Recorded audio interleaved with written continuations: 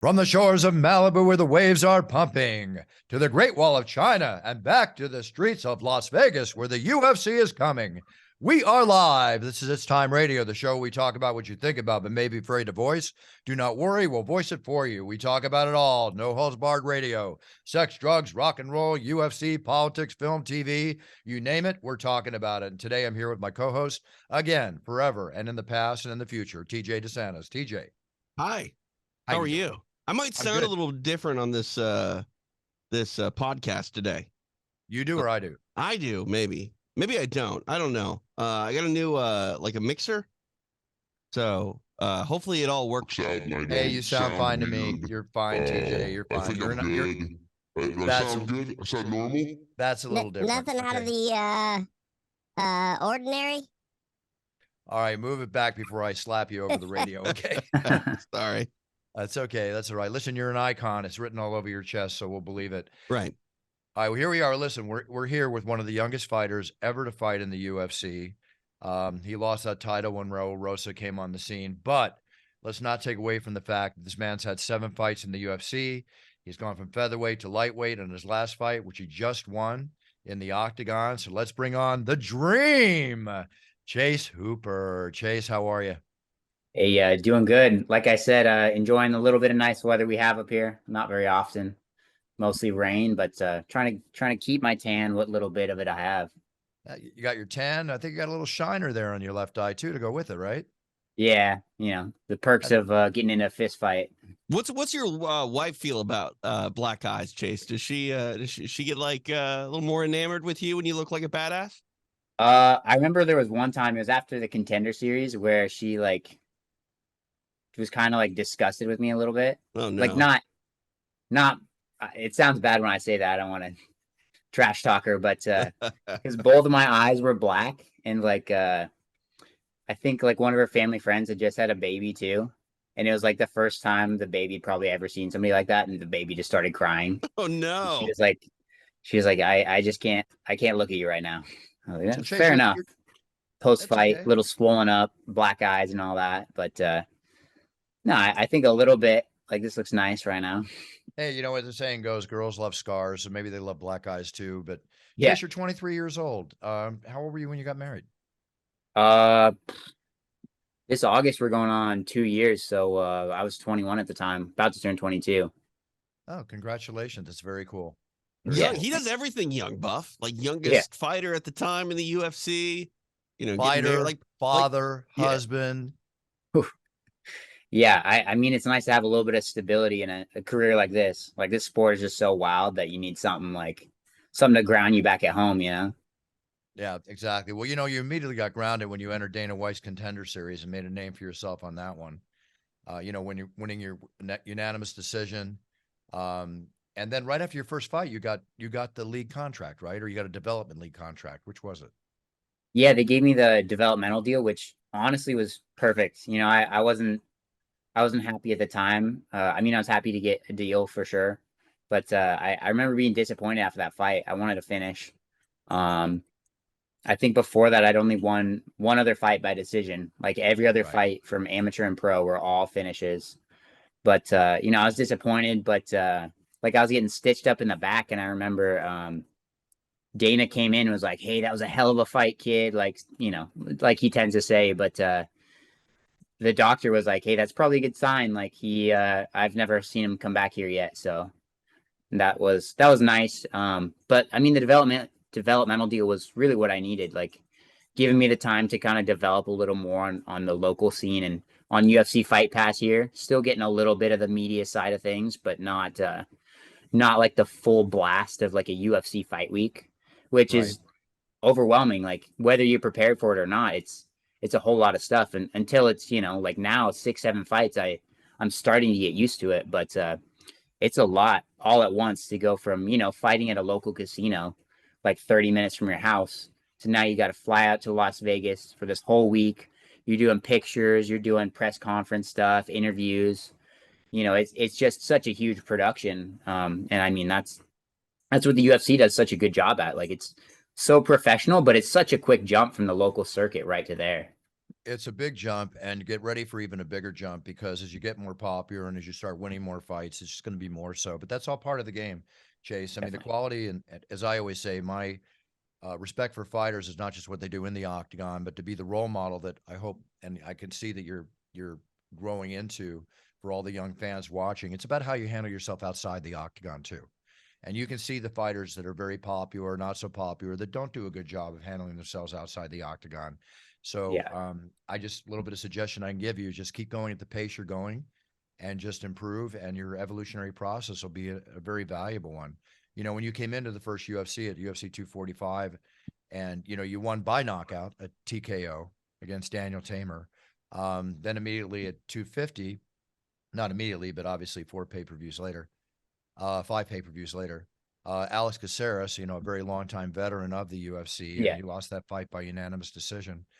How just as an insight into you as a human being, obviously after winning a fight, the adulation, the feeling you get, the powerful feeling, I can imagine what it feels like. How was it for you losing that fight against Alex Caceres? Did that affect you strongly? Did it learn from it, which I assume you did? How'd you handle that one? Was it too much, too little, or are you just onward and upward? I mean, the nice thing was growing up doing jiu-jitsu competitions. Like I've went to worlds, like the world championships for jiu-jitsu, and lost. And I've won the Pan Americans, which is again another really high level tournament. So it was nice to not, like, that wasn't my first time losing ever. I mean, it was my first professional loss, but against a veteran, like he has, or at the time he had more fights in UFC than I had years of being alive. Right. Like that was his 22nd UFC fight, and I was like 20 still. So I mean, it's just such a veteran like that. But that's just how deep the pool goes in UFC. You can go from, one fight, and then now you're fighting this guy that has 20 fights with the company. It's crazy. But I mean, obviously it changed a lot about how I felt. Like you obviously have like a lot of cockiness coming in when you are undefeated. You win your debut first round, and you're like, all right, I guess I'm pretty good at this. Like I can keep going, see how far the limit goes. But at the end of the day, that's kind of what we're all here for. Like you're in the UFC, like you're competing at this level to see how good you are. Like Right. either you're gonna find out how good you are, or you're gonna regret not going that far and not testing yourself. Like win or lose, you're testing yourself, and you're trying to see how good your skill set is against some of the best in the world. And obviously it sucked, and I mean, I wasn't happy with getting beat up by Caceres, but he's a great guy. I've talked to him since, and Very cool. I have a lot of respect for him. I did before the fight, and I have even more for him now. Good. Perfect answer. That's the attitude that I love to hear and I like to hear. And kudos to you, my man.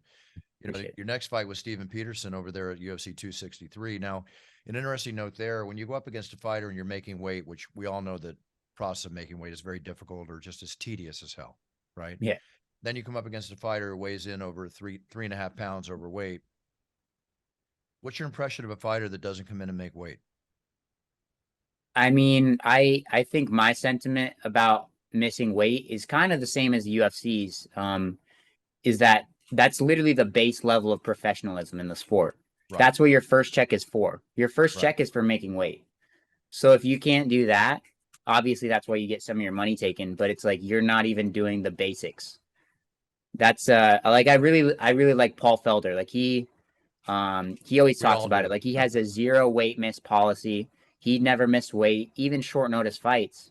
But that's just again, that's being professional. And we're all professionals here, so you gotta make that weight. And that I think it usually shows like a mental deficiency in a lot of guys, unless you can tell that they're, on death's door trying to make weight. Yeah. A lot of the times it's more of a mental side that they're like, I don't want to go back in the sauna. Like this last weight cut, I didn't want to go back in the sauna. I woke up at 3 a.m. to finish my cutoff. I didn't want to get back in the sauna. And then I did, and I still had a pound to go. And I was like, I don't want to get back in there again. But I did it. And that's just, that's, again, base level of professionalism. You have to do it. Absolutely. It's, whether you like it or not. Absolutely. And do you think a fighter coming in at, obviously you all gain 10, 20 pounds, depending on the situation after you weigh in, but do you think a fighter coming in at 148.5 gives him an advantage before that, during that 24-hour period before the fight? Yeah, I mean, we're all going to the max for like depleting our bodies. And 3 pounds is a lot. Yeah. I'm sure he had a little more than that even on the next day after.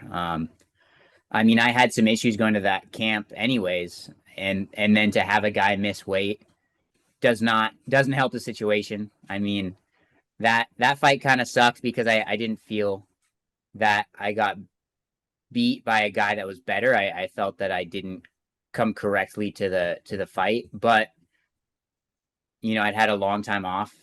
Financially, I needed to do it, and Right. you know, that's how it works. That's how the business works. Have you won a bonus yet in the UFC?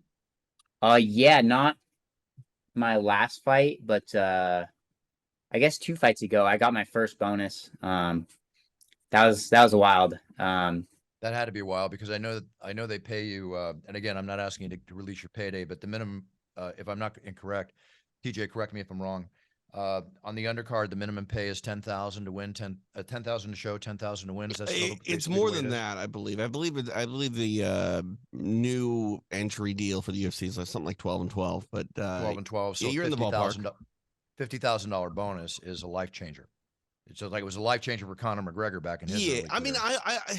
the idea when I hear life changer, I hear like forever your life has changed. I don't think $50,000 is going to forever How change about a anybody's life. momentary, But no, I momentary mean, life changer. you want Yeah. to talk about a 180 in your life in that moment? Absolutely. Like you're going to be Yeah. on cloud nine. Yeah, I mean, at the time, it allowed us to you know, feel comfortable in buying our first house. That's huge. Oh, good That for that you. kind of You know, is a having life that. changer. Good for you. Yeah, Good for you. but then it kind of came back around, and that's pretty much how much I ended up owing in taxes this year. So you know, it comes back to you, and that's Yeah. Hey, that's just how it goes.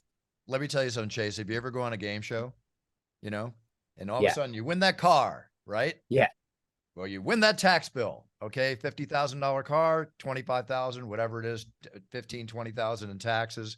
It's like, did I really want to win that car? no, for Depending on your sure. financial situation. I've actually Yeah, heard that like on The Price is Right that people end up winning all that stuff and then just forfeit a lot of it or take like a cash check because it just doesn't make sense. They can't I afford always to pay wonder what it's the like on tax Let's bill. Make a Deal when you get the curtain that has the elephant behind it. Do you really win the elephant? No, I mean, mean, what I is that think all I about? think you say no, thank you. I'm good. I don't need an Yeah, I'm elephant. I good. can't take care of an elephant. Can't even afford yeah. to feed it, for God's sake. Jeez. Get the cash value of the elephant. That's the move for sure. There you So, go. Chase, aside from your career inside the octagon, this is one thing I always like to talk about with fighters. I created a company called, or co-founded a company called Millions.co, Millions Co., which you may or may not have heard of. The Shevchenko sisters, uh, Porcino, so many different people are on it. And we create merchandise for them, and they have the videos and like Cameo to do for their fan base and all that, because Mm. I'm trying to show people how to create revenue streams for them aside from just fighting for that night, that paycheck you get that night you walk in the octagon. What else do you do in your life? And feel free to check it out. I'd love to have you on Millions.co. I think it'd be great for you. And if you reach out to me from TJ, and I'll put you in connection with my associate who can set everything up for you. It's no cost to Mm. you. Have your own merch line, have everything. It's just check it out. It's really amazing. But aside Nice. from shilling from my company, do you have other sources of revenue, or is it strictly your fight? I mean, do you have to work, and do you hold a second job, or is it basically devotion entirely to your career? No, I mean, that's the beautiful thing is I've never had another job besides fighting. I managed to kind of skate by with before Contender Series, paying all my bills with just you know, like local fight money, which is, you know, a couple $1,000s per fight, not much. But I'm starting to kind of diversify that a little bit, trying to, you know, like I train people at the gym just because again, it's like I have such an open schedule anyways. Doing like private lessons and stuff, making decent money on that. I'm Right. trying to get into like the Airbnb side of things. I'm trying to get some Okay. rental properties here. I'm trying to because I think they said like after buying a house, you probably want to wait a year before you start trying to get another loan like that. So I'm trying to get into that side of things and really diversify it so that I can, again, like make money, not just with getting beat up. What Very about smart. like seminars, like jujitsu guys like yourself? I mean, by the way, you know, I always like to say this, but I want to say this to Bruce. Bruce, I called a couple of Chase's, I think one of Chase's fights on that developmental deal on Fight Pass, and his jujitsu was so good. He won a 10-8 round, in my opinion, off of his back, which doesn't happen in MMA. Right. It's hard to win a round, let alone a 10-8 round Right. off your back. Are you doing seminars, Chase? Have you gotten the opportunity to travel and teach jujitsu? I'm really trying to do a lot more now, actually, but I think my first one is going to be here in August or September, and like a Half Gracie school out in Idaho. So that'll be Nice. cool, kind of close to home. But yeah, I'd really like to start jumping on that, especially between fights. It's like I'm young, but I feel like I get a decent amount of respect, especially from like the jiu-jitsu community, because like the nice thing with fighting and with really bearing your all in you're literally fighting in your underwear. So Right. people can really see like the type of person you are, and they can see the skill set that you have. So it's nice to have that on the resume where people are like, "Oh, I don't know if this guy's legit or not." And it's like, "Hey, watch this fight." And then you can see like, "Okay, yeah, he has skills, you know. Maybe I'd like to learn from him." And I definitely want to start doing more seminar stuff though. No, it's smart. But I to comment on the other thing, one of the best investments you can make in life is real estate. If you buy correctly, within 5 years or less, I mean, the benefits you get, and especially at your age, you'll turn around at 30 years old and go, wow, look at me now, and Yeah. Airbnb and rental and income property is very key. But as I always say to everybody, and it's not an original statement, every man has to own his own piece of land, which obviously you achieved by getting your first house. So you know what? Smart. I like it, Yeah. Chase. Thank you. That's what I want to hear. You got a family to take care of, so you want to prepare for that. So you're on the right direction. Totally on the right direction. As far as your now you've moved from, again, featherweight to lightweight, which is probably one of the most devastating divisions in the UFC with the competition that's up there. Your eyes on the prize. Do you see yourself, and what is your actual goal, to continue fighting, or is like, oh, I got to get a shot at the championship, or no, I need to develop over the next year or two? How do you look at it for yourself? I mean, part of the thing is getting into the UFC so young is not trying to like sprint to the top. That's where you see a lot of people get, kind of burnt up. Like all their potential gets kind of eaten up, and they take these crazy hard matchups, fighting other top contenders, Right. before they're even in their prime. And you see some people get chewed up and spit out a lot sooner than they should have been. But again, it's such a brutal sport, and I have, I still have a lot of time to develop. A lot of people don't reach their prime physically until, late 20s, early 30s. So I still have, years until I'm to that point. So it's really trying to take the marathon approach and make the most of the time between fights right now, where I can, again, continue to develop the skill sets, and then, be like, now I'm 23 and this is my 7th fight already in UFC. Most people that come to UFC never get to 7 fights. They never get past 3 or 4. That's true. Right. So it's, it's trying to, build my experience and catch up to some of those guys like Islam, like Volkanovski, these guys that have a crazy amount of fights, like Alex Caceres. These guys that have a ton of fights in UFC, they have a ton of experience. They're in their prime physically. Like I'm playing the catch up game a little bit right now, and hoping to kind of surpass some of those guys at some point. But I mean, that's the goal for everybody. It should be, at least. Absolutely true. No, very, very true. Hey, I'm just Um, curious, real quick. Chase, you mentioned never having a job outside of fighting. Like, what's the burnout rate? Like, you got to feel, because I mean, this is a hard sport to succeed in. It's also just a hard sport to maintain in. Like, are you able to sort of get a break in? Because I mean, you're so young, you have so many years into this thing. I just think that motivation at one point or another has got to be sort of hard to get. Yeah, I mean, my motivation's changed a lot. Like, started off as like an angsty, like teenage kid. I just wanted to beat people up because I didn't have much going for me. I didn't have much self-confidence. And it just, your motivation changes as you age. Like Right. now it's, being married and being happy, like having a really solid life where I'm confident. Like I kind of look back at the stuff that I've done, and it's, I have a lot of pride, and I'm able to take a lot of pride because I literally like got to where I am with, my two hands, my Right. legs, with my body. But it's, yeah, I mean, everybody gets burnt out a little bit, but I've been doing this since I was 8 years old, training. Um, and I think I've realized that you go through phases a little bit. I kind of have like 6 to 8 month phases where I'll love training, and then 6 to 8 month phases where I'm not a big fan, but I just set my life up in a way to where my schedule's already set. Right. Here at 5 p.m., I head to the gym. I train until 7:30. Then I come back home, and then I'm gonna wake up in the morning. I'm gonna go to the gym at 10 a.m. train. Like I just set the schedule, and it's not negotiable. I Right. think that's where a lot of people kind of falter, is they make it negotiable. They're like, I can just take today off, and that's where they start to fall off, because then they Right. see the guys that are there every day. They're getting ahead of you. They start to beat you up, and then you're like, I don't want to go. I don't want to get beat up. Right. And then people kind of spiral out like that. And I mean, it's going to be hard for people to get better than me if they're not training more than I am. So It's true. Right. Stay ahead of the pack, Chase. Do what you got to do to stay ahead of the pack. That's the best Ryan, thing I can tell you. Make them chase you. See? there we Yeah, go. exactly. Listen, there's a lot of opportunities coming up for you in the UFC. There's a lot of opportunities coming up for you in life, and sponsorship deals coming in at all? Sponsorship deals, like people wanting to Oh, or anything?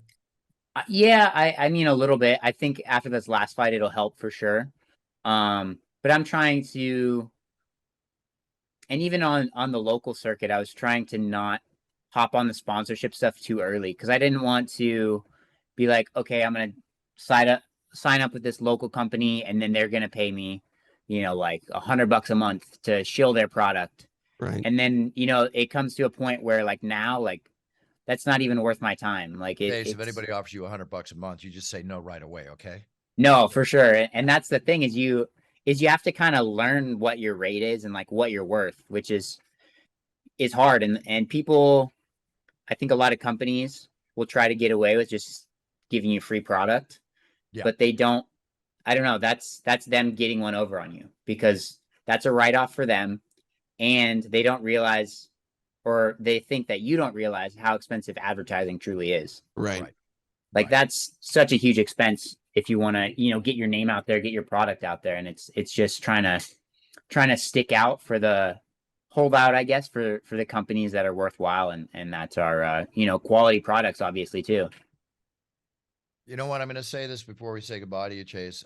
I'm always enamored when I meet a young fighter that has a really solid head on their shoulders. And that's exactly what you're showing all of us right now. And I thank praise you. you for it. I Got a appreciate good, it. solid. You must have a good family background. You obviously are a heck of a dad and husband to your family. So, you know how I am, TJ, when I meet people like Chase. I mean, I just think it's great. It fuels my fire for what I do when I get in the octagon and give you everything I got to take you to that higher level, which I Yeah. hope to continue to do for at least another 10 or more years. And during that 10 years, I think I'm going to see a lot of Chase Hooper going on. Yeah, Who's your- I hope so. I'm sure I will. I have no doubt. Who's your role model fighter that maybe you think about when you have any role model fighters that you would like to emulate, or not emulate necessarily, but learn from? Yeah, I mean, I've honestly been really lucky to be able to train with some of them, like Ryan Hall. He invited me out there after the Caceres fight. He was like, Right. "Hey, you want to come out and train?" And I got to fly out to Virginia and train with him. Because again, like he's one of the few purely jiu-jitsu guys. Like I looked up to him. So it was cool to be able to go out and train with him. I'd like to get out there soon. I've done a lot of training too with Wonder Boy and his Great team. guy. They're great. They're great people out there. Great guy. No question. And his dad. Yeah, There I you like go. his dad too. There's a perfect role model right there. That's Definitely. perfect role model right there. Awesome. Chase, it's been great having you on the show. Is there anything you want to say, promote, do anything?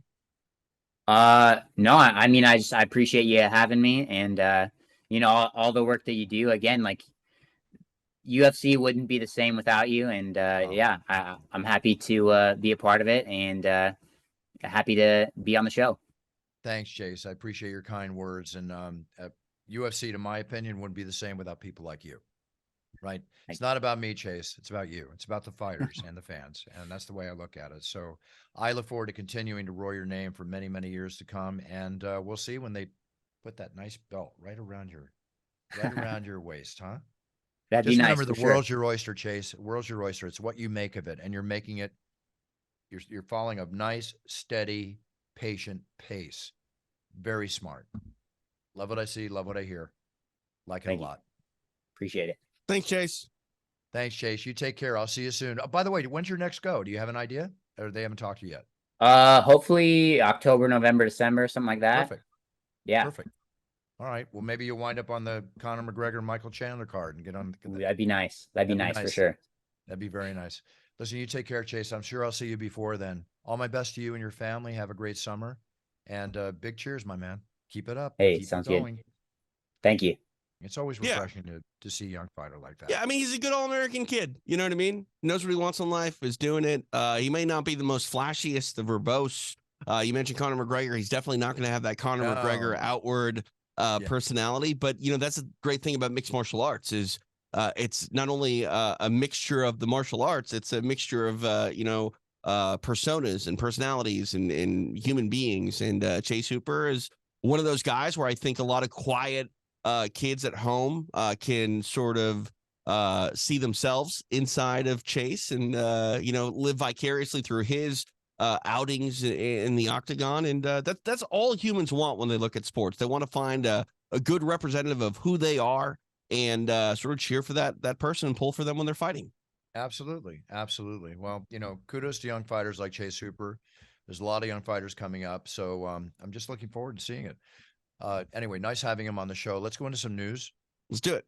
Talk about some stuff here. Obviously, I think we need to pay homage to one of the finest, most exciting and entertaining entertainers and singers of all time, and her passing, which is the great Tina Turner, that passed away this week. Condolences and best wishes go out to her family. The Queen of Rock and Roll, as they call her, she passed away at 83 years old. She had a number of issues. She was struggling with cancer, high blood pressure, and a kidney transplant. And, she always thought, as she, in her own words, and this is something to take note for ourselves, because you want to be preventative in your outlook on medicine, the way you take care of yourself. But she felt that her body was untouchable, and indestructible. I mean, I think a lot of people feel that until they a lot of people feel that way. Get a slap across the face. I mean, what's that old saying? Like, father time is undefeated. Like, time will get you. There's no pill in the world. There's no operation in the world that will keep you alive forever. And, hopefully you come to terms with that before it comes to terms with you.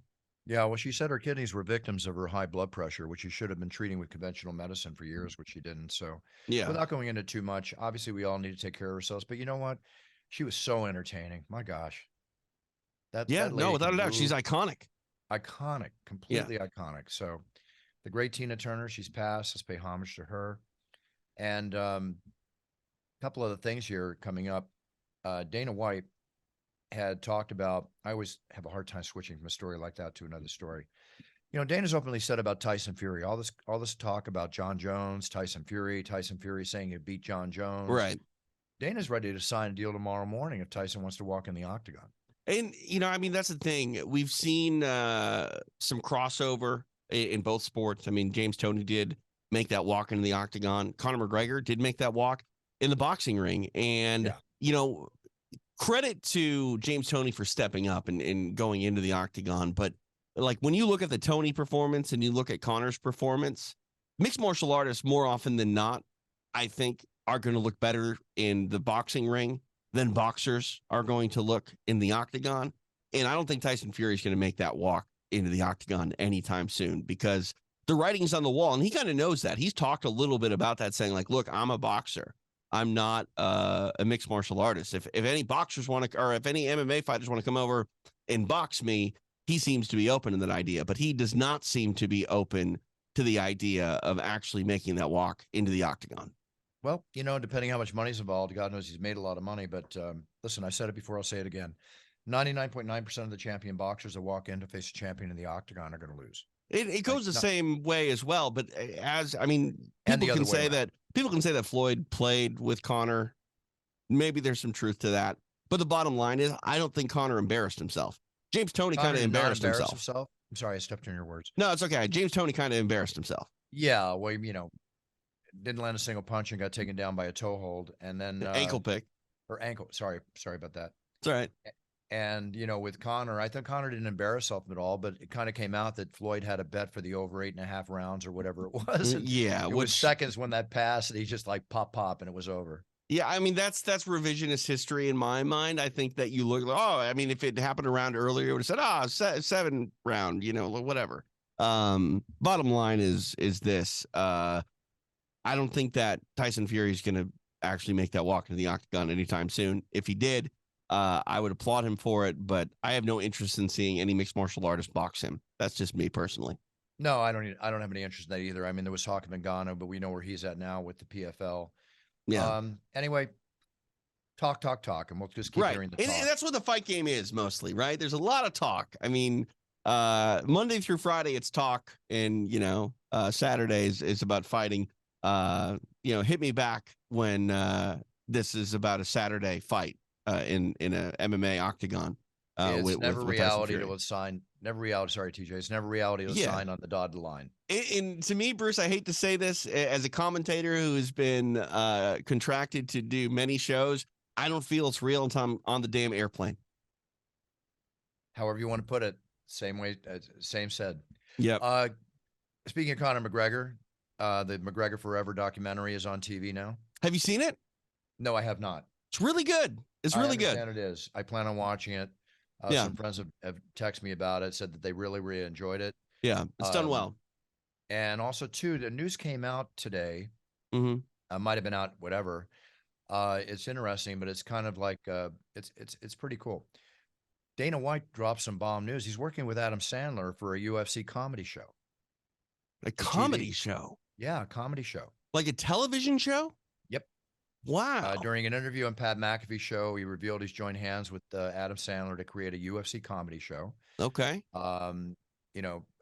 Which Adams had prior experience, working with UFC because his production company produced Here Comes the Boom, which Rogan, which was Herveen great. And I were in. It was a great film. He's attended more than one UFC. He's a big UFC fan. It just stands to reason that it would be a really good fit, depending how the comedy show would be designed. Right. But that would be big. Yeah, it'd be huge. I'm just curious who's going to negotiate your deal. For to be in the show? Yeah, I mean, you have to be in the show, Bob. Okay, there you go. I'll negotiate it. There you go. Good man. Why put my hands in the agents when I can do myself? Exactly. Why part with any money when you can just get probably more for yourself and definitely more for yourself when you're not given a percentage? However it falls down, it'd just be an honor if I was even invited to be in the show. But how could you not? Like Chase Hooper said, how could you not? Like the UFC wouldn't be the same without you, Buff. I'm sure the show wouldn't be the same without you as well. I appreciate that. I love hearing that, but you know what? I'll prove to you I deserve to be in when I walk back in the octagon on June 3rd. See, I would love a main character of a television show to be your neighbor. And then there's just sort of what is it like to live next to Bruce Buffer? I mean, all these models coming in and out of the house. And oh, boy. I'm just saying. I'll never get past that Fighters Only cover they did of me with was it popping bottles and kissing models. I don't think I'm ever going to live that one down. I love it. And like, even if it's not, I mean, it's true, ladies and gentlemen, it's true. But even if it weren't true, that's a great storyline. Oh, did a model just walk by you right now? You look to the left. Did a model just walk by? She's leaving? You're going to get me in trouble, TJ. That's all good. Think about however you want to think about it. I'm kidding. I know you are. The UFC is also partnering with ESPN to release a full-fledged documentary about the UFC. They're doing a deal right now with Roku, where they're filming the documentary behind the scenes of the UFC. There's so many things coming out. I mean, the UFC just keeps growing and growing and growing. It's just huge. And what's interesting to me is while the UFC is celebrating its 30th year this year, there is still a whole crop of fans and even hardcore fans that don't know the entire story of the UFC and the sport of mixed martial arts and its evolution over the last 30 years. Absolutely. You know, so it's good to be told at a high level like ESPN can do. Well, on another note, the Raiders have I'm still talking to the Raiders about coming back and opening up games for them, or at least the home opener. But you know what would be really cool about that? What's that? Tom Brady just agreed to buy a minority stake in the Raiders. I saw that. Yeah, it's huge. Yeah, it's huge. And I tell you, after I do my thing, that's the booth I want to be in. I'd like to hang out with Tom and watch a game. That would be a lot of fun. I'm sure he'll be with Dana in his booth for sure. Yeah, but I mean, you know, it'd just be a matter of time until you wandered in there because you're Bruce I'll Buffer. wander in there the very first time I get the chance. Trust There you me. go. There you go. It'd be interesting if Tom could interject. I'm sure he would into the quarterback or the team or whatever. I mean, I Right. could just, how great would it be just to have his influence? Oh, what's seriously. going on Yeah. in the field. Yeah. Just to be able to pick his brain at any moment. Yeah. Other big sports news has come out. The Golden Knights, the big Las Vegas team, they play tomorrow night. Yep. Which is Saturday night. The show will be out, or No, whenever the it show's comes going out later today. So it's Friday. We're dropping today. They win the game. They're in the Stanley Cup Finals. Yep. For the And, second time. I'm already in contact with them about Michael opening up the game. Really? I mean, why can't we have both? Why not? Yeah, he's done it before. So why can't we What have you both of you? That's okay. Let Michael have his world. Okay, all right. That's nice of you, Buff. That's nice of you to still I give appreciate it. I appreciate Michael some it. You know, some gig.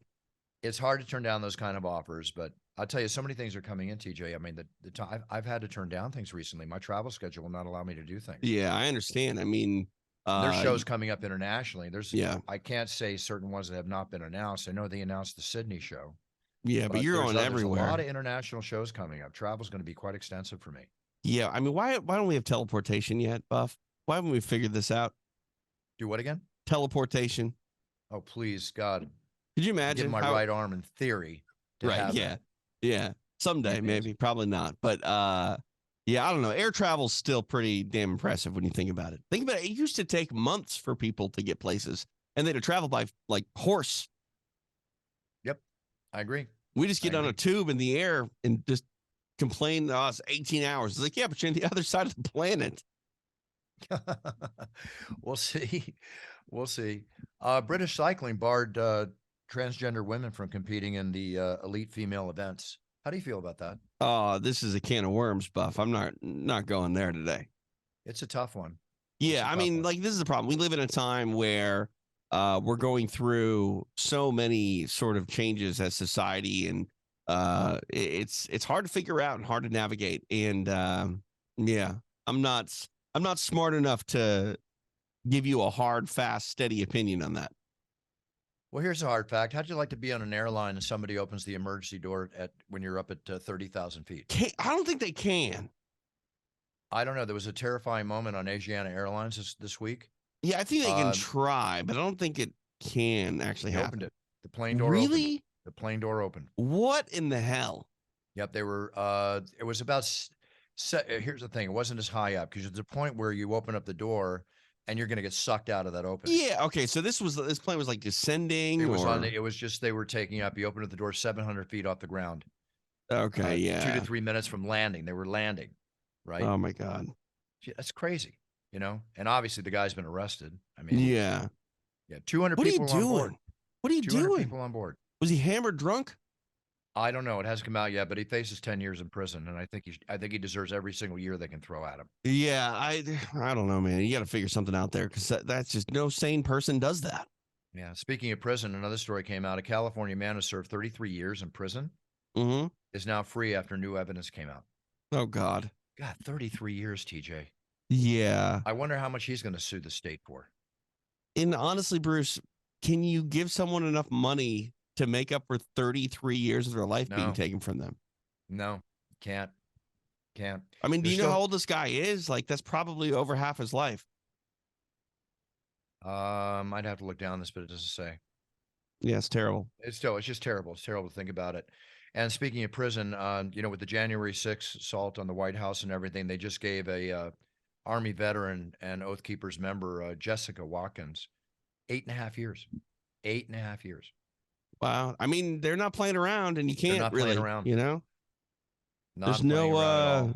there's no real room for being lenient with anybody that tries to take over the United States Capitol, in my opinion. I know. I know. Shannon Sharp's a little lighter. He loves good jewelry. They just robbed his house, got $1 million in jewelry from his home. Wow. $1 million. I mean, it's one thing to break into someone's home. We've talked a lot about that, about these celebrities being on TV and basically becoming huge marks for robbers because I know you're there, so you're not there. I'm going to go break in your house. I mean, if you got $1 million in jewelry on hand, why is it not in a safe that can't be removed? I don't know. That's all depends on the individual, but he's offering a $50,000 reward for any information Wow. that goes on that. So if any of you have any information out there, get a hold of Shannon Sharp. Yeah, good luck. Schwarzenegger's back on TV with his new TV show on Netflix called FUBAR. Yeah, FUBAR. I just interviewed Travis Van Winkle, who is one of the co-stars of that series. We talked a little bit about it. Is it a movie or is it a television show? I thought it was a movie. Series. Okay, Television. that's good. Awesome. I'm gonna have to check that out because the plot sounded pretty amazing. Travis Van Winkle, a huge UFC fan as well. Maybe we can get him on the show. You know what? Go to work on it. I'd love to have him on the show. Yeah, Definitely. It's an eight episode series. okay, Kind of like awesome. Stallone, with his Tulsa King, which I thoroughly enjoyed. Has Arnold done anything like this, a series before? No, he's never done a series. He's only That's a done big films. deal. Yeah, it's a big deal. Yeah, well, And Arnold's always enjoyable. That's for sure. Here are a couple collectible notes before we sign off.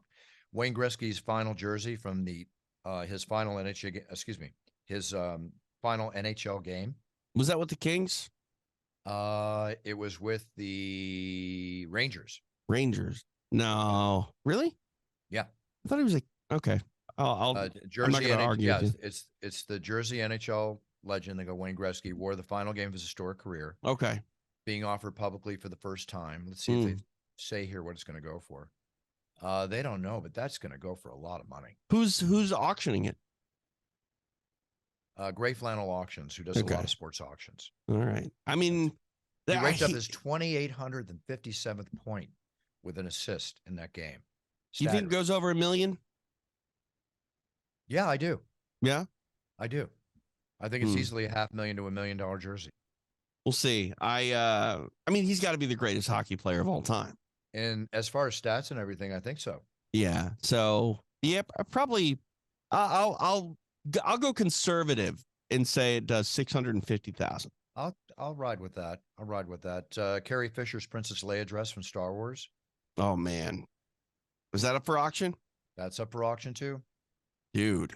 They expect that to go between 1 and 2 million. Yeah, easily. Staggering. Yeah. Staggering. Let's see the other the evil clown doll from Steven Spielberg's 82 film Poltergeist. I don't know if you ever saw that or not. Haven't seen it, but I'm familiar.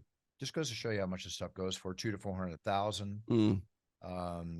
There's a lot of stuff here. Do know, if you're you rolling this. have any of your suits separated from any of your television or film appearances? What do you mean? Like, Oh, like like I wore this suit in this film or anything like that? Because I mean, those suits have got to be worth a little bit extra more money in the collectible market if you ever part yeah, with them. they are. They are. The only one that I can pinpoint, I have to go back and look at it and then match it up with the suit. But the UFC 100, where I did the 360. Right. Yeah, I have that suit and shoes Nice. and the original announcing cards and all of that. I was thinking about putting it up for auction for charity, but I just keep holding on to it. I mean, the longer you hold on to it, the more value there is with it. I'm not running anywhere soon, Right. Got to Exactly. keep gathering value. I just need a bigger closet. I bet. I mean, how many suits do you have?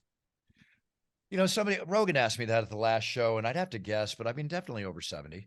Okay. you And know, how many growing. like are quote unquote retired in your mind? Probably maybe about 20. That's You a know. lot then. So you have like 50 active suits that you can choose from. Yeah, 50 or more. I can't give you an exact figure. I go home, Right, put it to the back right. of the rack. It works. But you're its way also forward. still getting new suits. That Oh hasn't yeah, stopped. no, I'm yeah. I'm having a beauty made up for July 8th, big UFC coming up. Nice. That's awesome. Yeah, it's going to be really, really cool.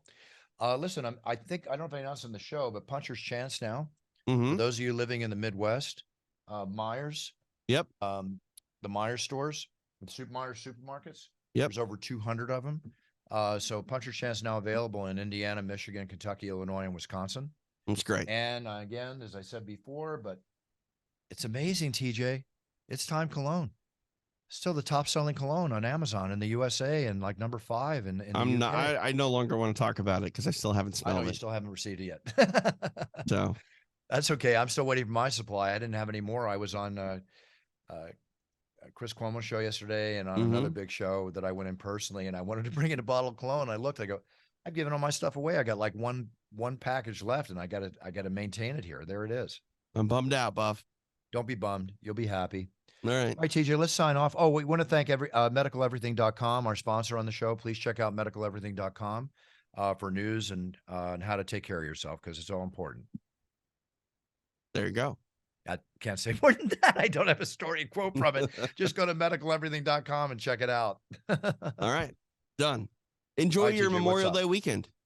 Yeah. Pardon me? Enjoy your Memorial Day weekend. You enjoy it too. Enjoy your barbecue. Enjoy everything else. Kristen had me over her house last night with the family for a belated birthday dinner. It was absolutely delicious. Her husband's Awesome. incredible on the barbecue. So it was nice being with my extended, wonderful family. Great. And, still celebrating and just enjoying life. There you go. Okay. All right. What's up? Follow me on Twitter at TJ DeSantis, Instagram as well, at TJ DeSantis. You can check out Extra Rounds and all the other podcast content I'm doing over on UFC Fight Pass. Fantastic. And as always with everybody, be the best you can be a role model to your sphere of influence. Whatever you're doing in life, whatever you want to do in life that you're passionate about, you're moving forward. When you step on that yellow brick road, just have the knowledge you need and be the best you can be, because then you're winning. And that's what we're all about on It's Time Radio. Positive energy and winning. And It's I'm time to extending win, that Bob. to all of our wonderful listeners. What was that? I said it's time to win. It's time to win. For sure. It's time to win. Okay, everybody. Have a great week. Enjoy your Memorial Day. Enjoy your barbecue. Eat all you want. Drink all you want. Have a great time. Celebrate life. Summer's coming. Enjoy. Thanks, TJ. Thanks, Chase Hooper. Thank you all for listening. Love you all. Big cheers. No fears to everyone out there. And Buffer is out.